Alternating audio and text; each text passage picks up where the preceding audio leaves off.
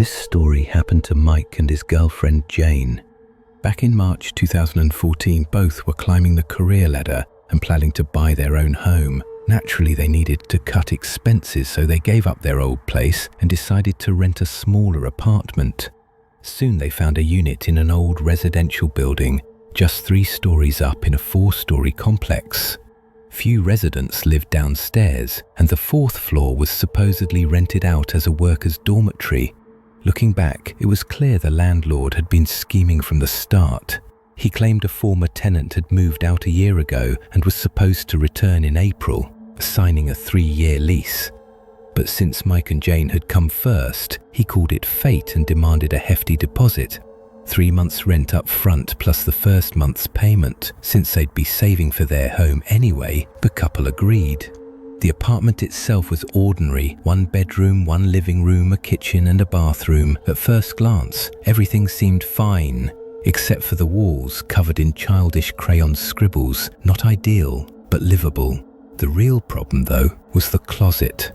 A massive built-in closet loomed above the entrance, stretching across the entire hallway, forming a T-shape with sections extending into the bedroom, kitchen and living room. The design was utterly impractical. Who could possibly store things in the deepest corners only to crawl in and out every time they needed something? Jane, being the neat freak she was, decided to clean out the entire closet to ensure nothing perishable was inside. Then she planned to seal it shut permanently. But as she sorted through it, she found something unsettling. A handmade cloth doll, old and tattered, its face smeared with colourful crayon marks. It gave Jane such a fright that she and Mike immediately threw it away. For good measure, they padlocked all 3 closet doors. Exhausted but relieved, they settled in for the night, thinking the worst was over.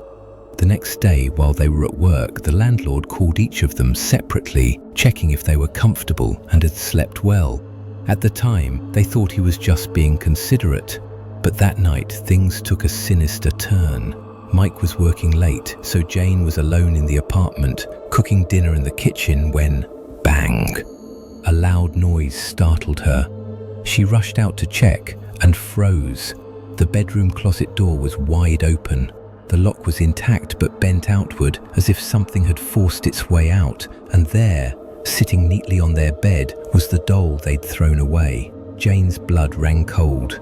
She turned to run, but then she saw it. A blurred, indistinct woman's face slowly emerging from the darkness of the closet. Jane's legs gave out. She couldn't move. Just then, Mike came home.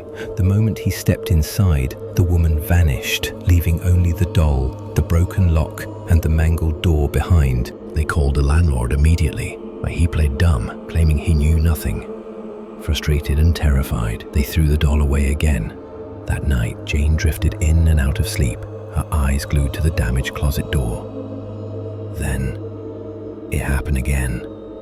The door creaked open. The doll tumbled out, and this time, a woman, long hair covering her face, crawled out of the closet, pausing to scan the room before her gaze locked onto Jane. Then, slowly, she climbed down and reached back inside, pulling out a child. The 2 figures began wandering around the room. Jane tried to scream for Mike, but no sound came out. He slept like a log, his snores filling the air. Then, a sudden deafening bark erupted from the hallway. Mike jolted awake. Jane gasped, finally able to move. Outside, a woman's voice called urgently, "Coco, come here, stop barking." They rushed to the door and found a woman walking her dog late at night. "Sorry for disturbing you," she said. "My dog's still a bit excitable." But Mike and Jane didn't see a dog. They brushed it off, saying it was fine, then followed the sound upstairs, only to discover the 4th floor was completely empty, every door slightly ajar. Driven by unease, they entered the unit directly above theirs. Inside, near the entrance, was a metal plate covering a hole, one that led straight down into their closet. And on a table in the center of the room sat 2 empty photo frames, their backgrounds intact, but the subjects eerily absent. In front of them were offerings of fruit and several boxes of crayons. The next day, Mike and Jane moved out without a word. They never asked for their deposit back, and the landlord, he never reached out again.